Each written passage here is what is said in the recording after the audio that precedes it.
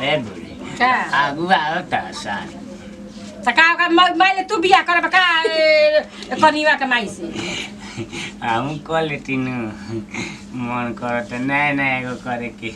जाना कल केटा के छकरे बा हो काली बुढ़ी जाना कल केकरा के सुनावत र जा नाश्ता पानी सामान लेवा अगुआ जे सन दुआर पर कपार पर जेहन त अइहन सन त जेहन के नाश्ता ले आए खातिर आ कब बजाया सन तुरंत आसन हो चल देले बड़ा सन जाई हां जा जा जल्दी लेके आवा जातू लौंग लाता सब ले आई हो लंगटे लाता लौंगटे लाता ना कहनी हो लौंग लाता कहनी हो अच्छा अल्लाह हमर कॉलेजा अच्छा जा करे जा मोरजा बाद में कही हो दुनिया में जा चले जा जा जल्दी आई हो तू बुढ़ाऊ ना रहे तो हमर मन ना लागला जल्दी आई हो बुढ़ाऊ के ना कि बात बनावत रहन सही अरे का बिया कर जन ओकरा माई ले कनिया के लेकिन सही बात बनावत रहन अच्छा चल अब ककरा के चली देखी का करत ये बड़की का बनाई का करी का धरी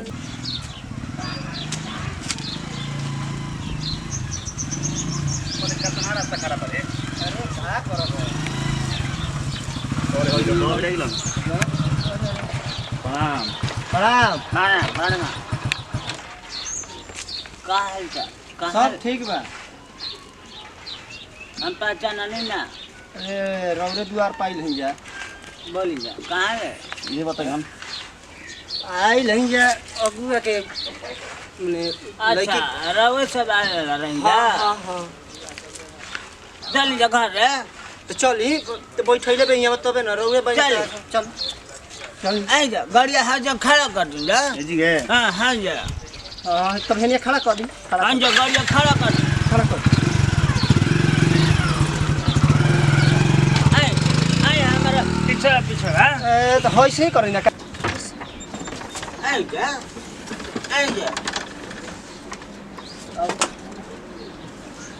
ये दिखे तक नहीं आ रहा ना है ना डला नहीं हाँ हमें बैठी जा आई जा चल ए मत दे ई दलान है ये घर ये तो हाथे नहीं कतना छे। खाड़ी में रखल बा बुर्बक बनैले बड़ा का नहीं दलान दलान देख तो टीवी में बड़ो की बा चुक्का बा टीवी रहे सुन ना चुक्का बा ठीक है बात हैं घरे हुए घरे हां बुर्बक बुढ़वा बना देले बा चला कोनो बात नहीं थे देख लिहल जा का ओमे कौन प्रणाम प्रणाम प्रणाम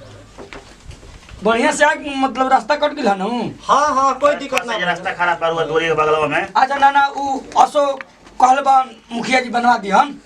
अब तुरंत इलेक्शन का पारे पे आइल बा अरे गिर गिरत जा वही में ना हां बिना वोट देला मत बनो मतलब कि वोट मांगइबे के मुखिया जी अरे रौरा अपना बारे में सोची हमनी के चिंता में और सब बढ़िया बा हाँ सब ठीक बा सब ठीक बा ठीक बा लड़किया रउआ सबके पढ़ल लिखल है तनी मनी ना हैं? अरे बीए करके फाइनल बिया तो अच्छा इहो कुल कॉलेज बा हमर भैया बा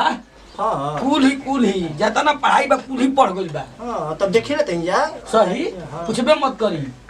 पढ़ा लिखल है ना पानी वानी पिए दे ना हैं लो आइल हो जे दुआर पर मैंने पानी ना पियोली अच्छा। वही पूछल जाला ई बोलो पानी पियो ठीक बा पानी पिए जा के खाली खाने खा लीजिए महाराज नहीं अरे कम से कम पानी पूछल पियल जा दूर से नहीं जानते बनी धूप के दिन बड़ी कम से पानी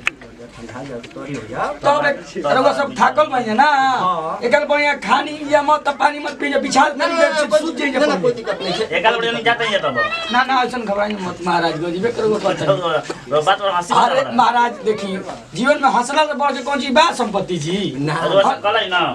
रोबती आई मंदी बात हुई अब हम ही अरे ऐसे कहते नहीं ना तो सुत्ती हटे हटे हटे हटे ठीक बा ठीक बा ठीक बा ठीक बा हेमे कुल पैसा कौड़ ले हाँ पैसा काहे दहेज देवे के बचाई 3 लाख देवे के बाद ना कुछ एक में सामान रख लेबे यार अच्छा भाई के बाद के दिहल जरूरी है अरे पनिया एक खुशी पनिया लाओ सर रे पनिया तो मंगा देता नहीं मगाई ला पनिया रे लावत नहीं मगाई उतना देरी पानी दे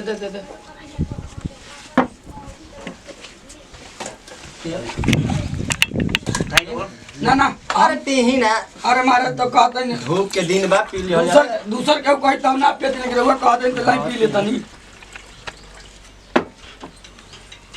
दांत तो नहीं खे दांत नहीं खबर करे हम का खातिर हमनी के लागे तो ऐसा नहीं चाह करम घबराई जे मत और आई नहीं मीठा बार बार ना होवेला हमने के खाए खने भैया अच्छा अच्छा निकल के ले जा लइके देखल चाहते या ल देखाई के विचार में ये ना लइके ना देखा खातिर या ठीक बा घबराई मत का महाराज रहो सब अरे बरवाई पहले तो खाई वो खाई खाई हम तो कुल खा जाए हैं भूखड़ा हइया खा कुछ कहनी है का ना ना कुछ ना कहले कहले ना आई माने कहले कि ओरवा दिहल जाओ हाँ कम ना ना फाकम ना चुप मत तो पहले दिन से से ना भूखड़े हो एकर घर के कुल भूखड़े अवसर का लइको नहीं ना अरे देखले भैया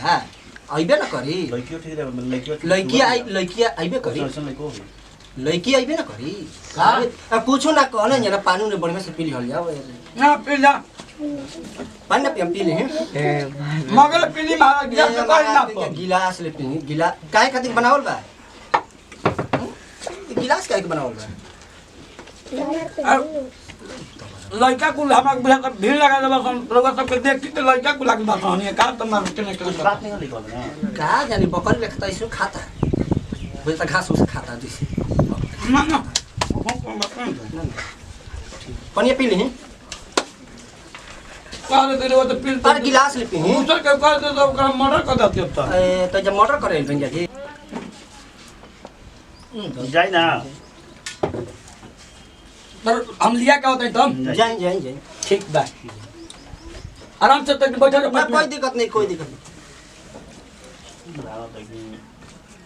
कितना खाता लेके भाई जा भूखड़ा हो और लड़किया कितना स्मार्ट रही हो